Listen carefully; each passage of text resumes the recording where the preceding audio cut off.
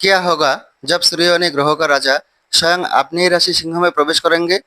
और उससे बड़ी बात, जब सूर्य सिंह राशि में प्रवेश करेंगे तब वह पहले से ही केतु विराजमान होगा।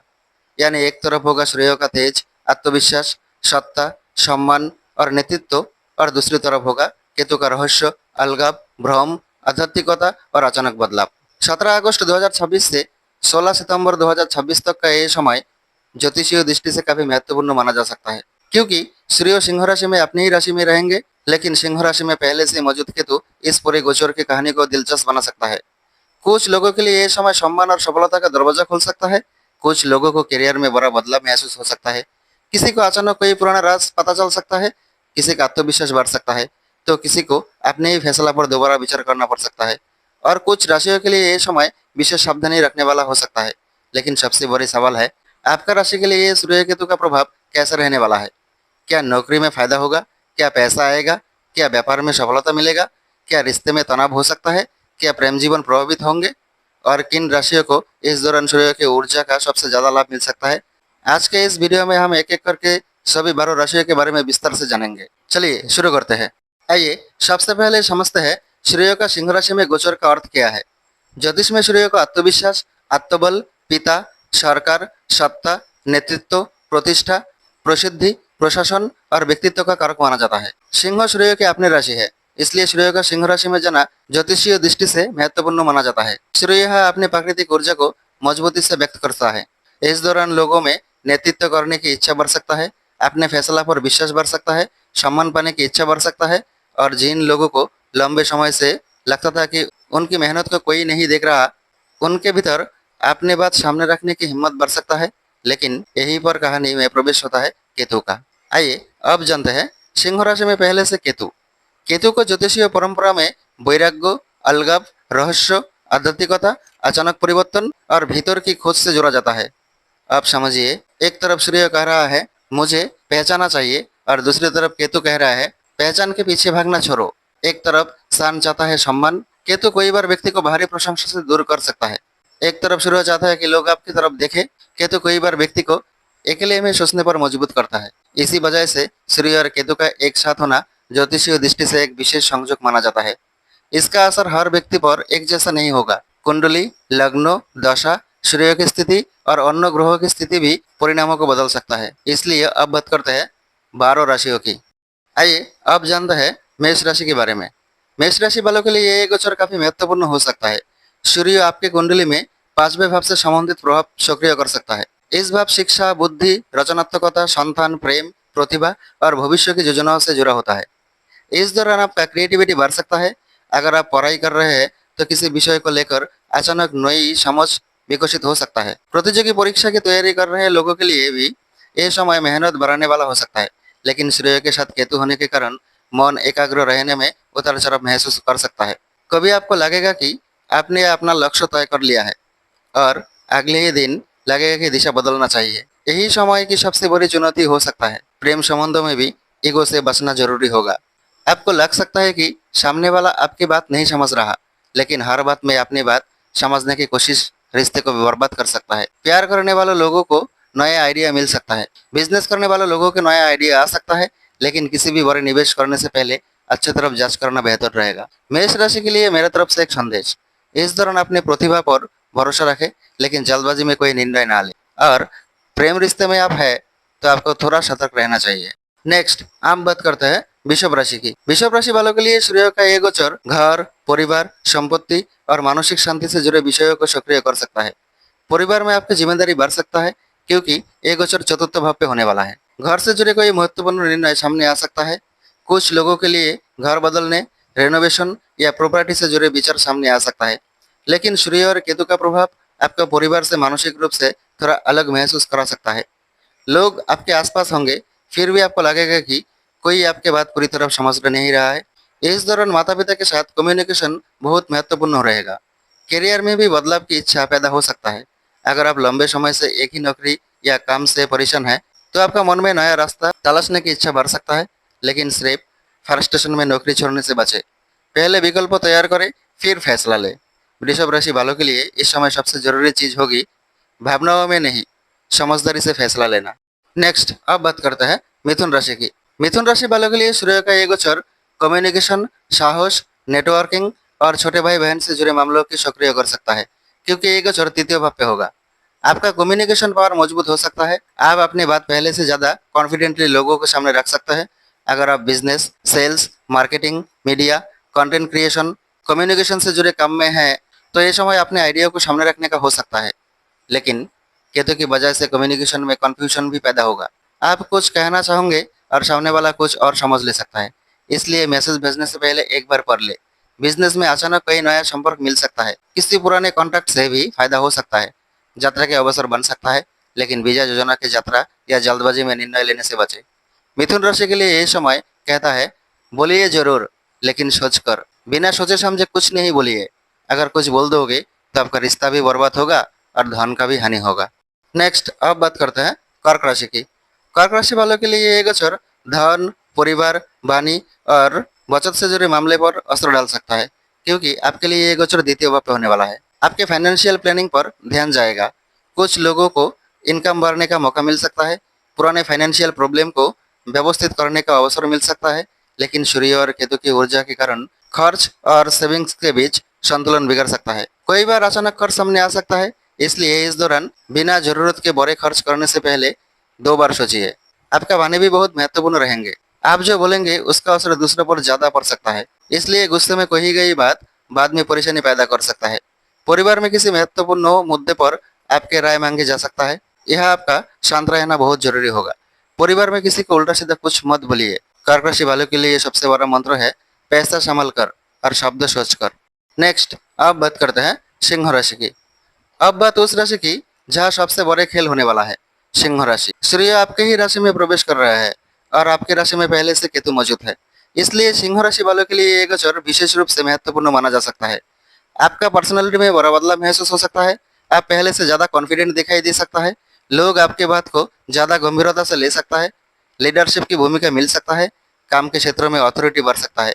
लेकिन सूर्य और केतु का मेल आपके अंदर कोई सवाल भी पूछ सकता है।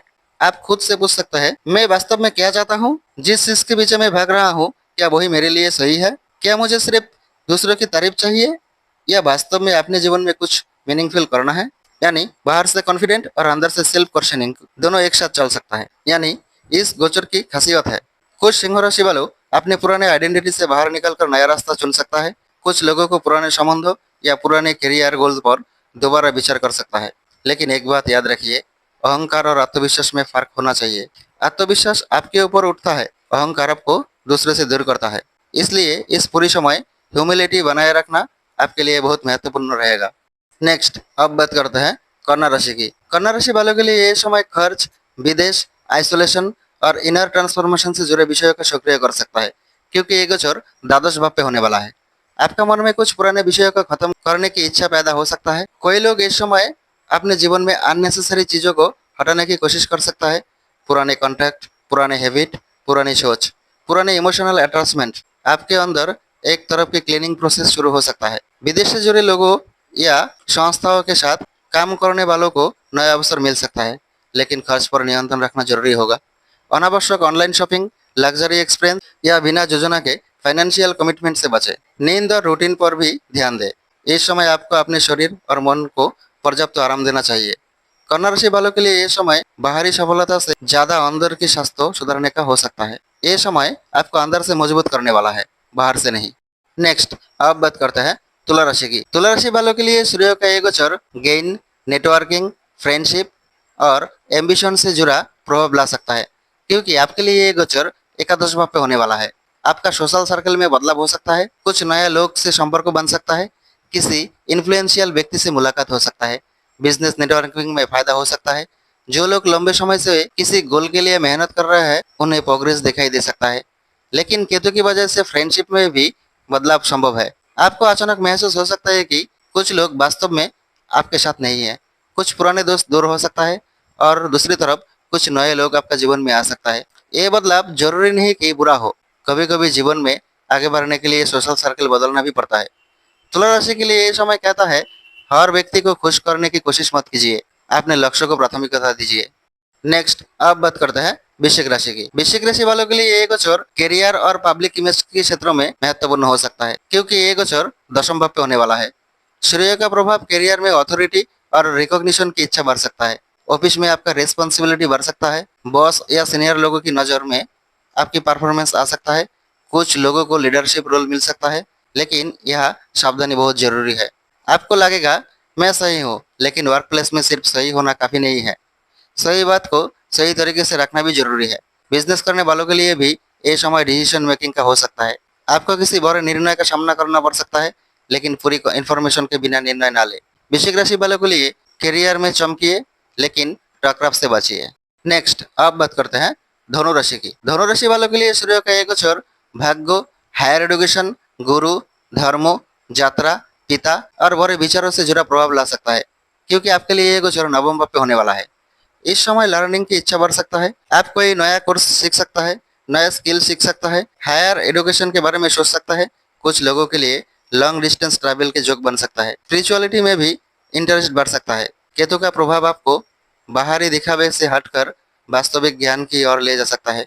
आप केवल यही नहीं पूछेंगे कि मुझे क्या मिलेगा, बल्कि ये भी पूछेंगे मैं वास्तव में क्या सीख रहा हूँ। हालांकि पिता गुरु समान व्यक्ति के साथ विचारों का मतभेद हो सकता है, इसलिए रिस्पेक्ट बनाए रखें। किसी को छोटा मत समझिए। धनु राशि वालों के लिए ये समय ज्ञान, अनुभव और आत्मचिंतन का हो सकता है। नेक्स्ट अब बात करते हैं मकर राशि की। मकर राशि वालों के लिए एक गोचर ट्रांसफॉर्मेशन, जॉइंट फाइनेंस, अचानक होने वाले बदलाव और मानसिक गहराई से जुड़ा मामलों को सक्रिय कर सकता है, क्योंकि आपके लिए ये गोचर अष्टम भाव पे होने वाला है। आपका जीवन में एक्सीडेंट का जोग भी बन रहा है। ये समय थोड़ा इंटेंस महसूस हो सकता है। आप अपने जीवन की कोई चीजों को लेकर गंभीर हो सकता है। फाइनेंशियल प्लानिंग पर विशेष ध्यान देना जरूरी होगा। अगर किसी के साथ जॉइंट मनी या शेयर्ड फाइनेंशियल रिस्पॉन्सिबिलिटी है, तो ट्रांसपेरेंसी बजाय रखें। किसी भी फाइनेंशियल डॉक्यूमेंट को बिना पढ़े साइन ना करें। इसके अलावा अचानक कोई पुराना मुद्दा फिर सामने आ सकता है, लेकिन यही समय आपको किसी पुराने प्रॉब्लम को परमानेंटली सॉल्व करने की मौका भी दे सकता है। रिसर्च, इन्वेंशन, ऑकल्ट या स्पिरिचुअलिटी में रुचि रखने वालों को भी इस समय गहरी रुचि महसूस हो सकता है। मकर राशि वालों के लिए संदेश डरने की नहीं, समझने की जरूरत होगा। नेक्स्ट अब बात करते हैं कुंभ राशि की। कुंभ राशि वालों के लिए सूर्य का ये गोचर पार्टनरशिप और रिलेशनशिप के क्षेत्र में प्रभावित कर सकता है, क्योंकि आपके लिए ये गोचर सप्तम भाव पे होने वाला है। सप्तम भाव पे सूर्य नीच का हो जाता है, इसलिए आपके ऊपर कुछ प्रॉब्लम तो आएगा ही आएगा। बिजनेस पार्टनरशिप में क्लियरिटी बहुत जरूरी होगा। अगर आप किसी के साथ बिजनेस करते हैं तो रोल और रिस्पॉन्सिबिलिटी साफ रखें। पर्सनल रिलेशनशिप में भी ईगो क्लैश से बचना होगा। आप अपनी बात को सही साबित करने में ज्यादा एनर्जी लगा सकता है, लेकिन रिश्ते में सिर्फ सही और गलत से नहीं चलती। कभी कभी सामने वालों को समझना भी जरूरी होता है। कुछ लोगों के लिए रिलेशनशिप में कोई महत्वपूर्ण निर्णय सामने आ सकता है। सिंगल लोगों की किसी नए व्यक्ति से मुलाकात हो सकता है, लेकिन जल्दबाजी में कमिटमेंट करने से पहले समय लेकर व्यक्ति को समझना बेहतर होगा। कुंभ राशि वालों के लिए रिश्ते में जीतने की नहीं, समझने की कोशिश करें। नेक्स्ट अब बात करते हैं मीन राशि की। मीन राशि वालों के लिए एक गोचर health routine, competition, daily work और रेस्पॉन्सिबिलिटी से जुड़े मामलों को सक्रिय कर सकता है। काम का दबाव बढ़ सकता है, क्योंकि आपके लिए ये गोचर षष्ठ भाव या सिक्स्थ हाउस पे होने वाला है। आपको कोई जिम्मेदारी या एक साथ संभालना पड़ सकता है, लेकिन सूर्य की ऊर्जा आपको डिसिप्लिन बनाने में मदद कर सकता है। अगर आप किसी कंपटीशन की तैयारी कर रहे हैं तो मेहनत करने का समय है। जो लोग नौकरी में हैं उन्हें अपने एफिशिएंसी बढ़ाने पर ध्यान देना चाहिए। ऑफिस पॉलिटिक्स से दूर रखें। किसी के साथ अननेसेसरी आर्गुमेंट ना करें। केतु का प्रभाव आपको अपने डेली रूटीन बदलाव करने के लिए प्रेरित कर सकता है। आप पुराने हैबिट छोड़कर नया रूटीन बना सकता है। बस ध्यान रखिए कि बदलाव धीरे धीरे और प्रैक्टिकल तरीके से होना चाहिए। मीन राशि वालों के लिए संदेश, आपकी सबसे बड़ी ताकत इस समय आपका डिसिप्लिन हो सकता है। नेक्स्ट अब जानते हैं सूर्य केतु का सबसे बड़ा संदेश क्या है। अब इस पूरे गोचर की सबसे इंटरेस्टिंग बात समझिए। सूर्य कहता है अपने पहचान बनाओ, केतु कहता है पहचान के पीछे मत भागो। सूर्य कहता है दुनिया तुम्हें देखे, केतु कहता है पहले खुद को देखो। और शायद इसी वजह से ये समय केवल बाहरी सफलता का नहीं, बल्कि अंदर की समझ का भी हो सकता है। किसी को प्रमोशन मिल सकता है और किसी को बहुत दुख भी हो सकता है। किसी को पैसा मिल सकता है लेकिन मन शांत ना हो। किसी को प्रसिद्धि मिल सकता है लेकिन वो अकेला महसूस कर सकता है। अगर किसी व्यक्ति को बाहरी तौर पर बहुत बड़ा बदलाव ना दिखे, फिर भी अंदर से उसकी पूरी सोच बदल सकता है। यही सूर्य केतु की प्रतीकात्मक कहानी है। आइए अब जानते हैं इस गोचर में किन बातों से बचना चाहिए। पहली बात, अहंकार से बचिए। सूर्य मजबूत होने पर व्यक्ति अपने निर्णय को सर्वोच्च समझ सकता है। दूसरी बात, बिना सोचे बड़े फाइनेंशियल डिसीजन ना ले। तीसरी बात, परिवार और रिश्ते में ईगो को बीच में मत आने दीजिए। चौथी बात, गुस्से से करियर डिसीजन ना ले। पांचवा बात, हर अफवाह पर विश्वास ना करें। छठी बात, अपनी बात साबित करने के लिए अननेसेसरी कॉन्फ्लिक्ट ना करें। और सातवीं सबसे महत्वपूर्ण बात, अगर मन में कन्फ्यूजन है थोड़ा समय लीजिए। हर फैसला तुरंत लेना जरूरी नहीं होता है। नेक्स्ट अब बात करते हैं पारंपरिक ज्योतिषीय उपाय। अगर आप ज्योतिषीय मान्यता में विश्वास रखते हैं तो सूर्य से संबंधित पारंपरिक उपाय कीजिए। सुबह सूर्य को जल अर्पित करना एक पारंपरिक उपाय माना जाता है। सूर्यदेव को प्रणाम करें, अपने पिता और पिता समान व्यक्ति को सम्मान करें, जरूरतमंद व्यक्ति की सहायता करें, अपनी क्षमता के अनुसार सेवा और दान करें, और सबसे महत्वपूर्ण, अपने व्यवहार में विनम्रता रखें। क्योंकि ज्योतिषीय परंपरा में सूर्य को केवल शक्ति का प्रतीक नहीं है, सूर्य जिम्मेदारी का भी प्रतीक है। तो दोस्तों, 17 अगस्त से 16 सितंबर 2026 तक सूर्य सिंह राशि में रहेंगे और सिंह राशि में पहले से मौजूद केतु इस अवधि को और खास बना देंगे। किसी के लिए ये समय करियर में रिकॉग्निशन ला सकता है, किसी के लिए फाइनेंशियल प्लानिंग का समय हो सकता है, किसी के लिए रिलेशनशिप में क्लियरिटी ला सकता है, और किसी के लिए ये अपने जीवन की दिशा पर दोबारा विचार करने का समय हो सकता है। लेकिन सबसे बड़ी बात यह है कि सूर्य आपको अपनी शक्ति पहचानना सिखाता है और केतु आपको यह समझता है कि शक्ति का इस्तेमाल किस लिए करना है। इसलिए अगर इस दौरान आपकी जिंदगी में कोई अचानक बदलाव आते हैं तो तुरंत घबराने के बजाय उसे समझने की कोशिश कीजिए। कभी कभी जो चीज़ हमें शुरुआत में परेशानी लगता है वही आगे चलकर तुम्हारे जीवन की दिशा बदल सकता है। अगर आपको ये वीडियो पसंद आया है तो कमेंट पे अपनी राशि जरूर लिखिए। देखते हैं इस सूर्य गोचर में सबसे ज्यादा चर्चा किस राशि की होती है। वीडियो पसंद आया हो तो इसे अपने परिवार और दोस्तों के साथ जरूर शेयर करें और चैनल को सब्सक्राइब कर लीजिए। धन्यवाद। हर हर सूर्यदेव।